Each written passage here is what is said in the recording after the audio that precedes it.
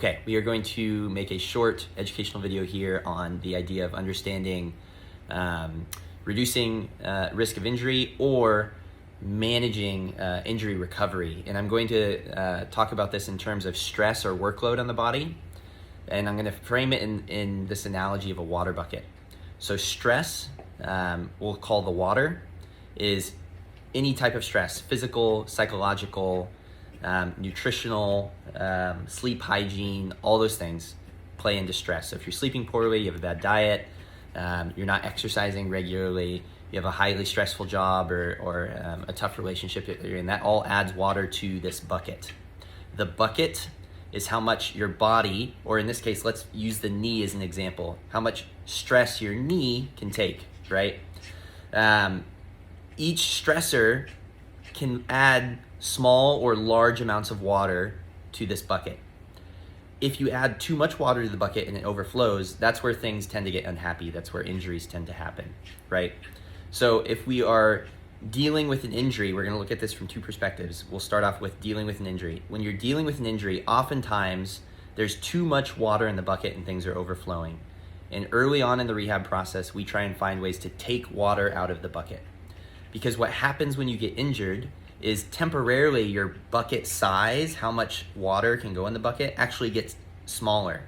And you'll understand this by thinking of it this way. If you've ever injured your knee or any area of your body, you'll start to notice that even day-to-day things start to irritate it. Like, oh, just going up and down the stairs or bending down to get something off the floor will irritate, again, your knee is this example.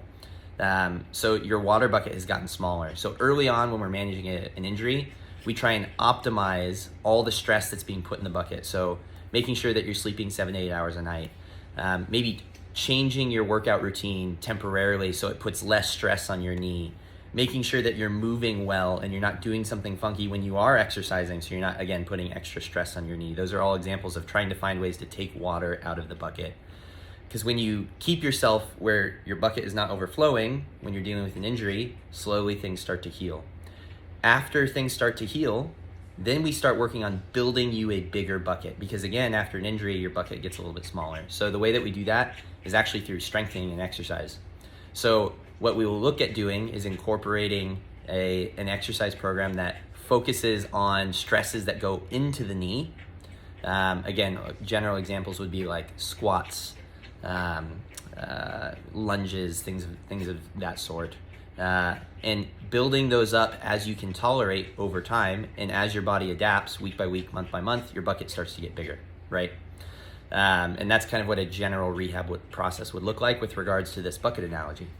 If we were to flip it, this side's a little bit shorter, is if you're working on trying to prevent an injury, you have to take those two strategies to heart, is make sure that you are not overflowing your bucket.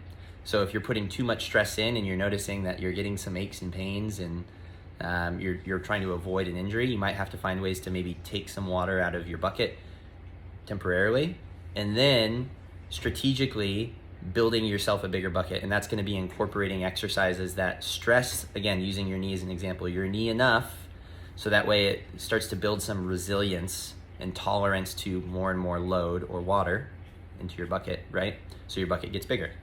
So hopefully this is a succinct way of going over that analogy of understanding how stress and workload plays into, again, preventing injuries and recovering from injuries. Feel free to either drop a comment below or send me a direct message, and I'm happy to discuss further if you have questions.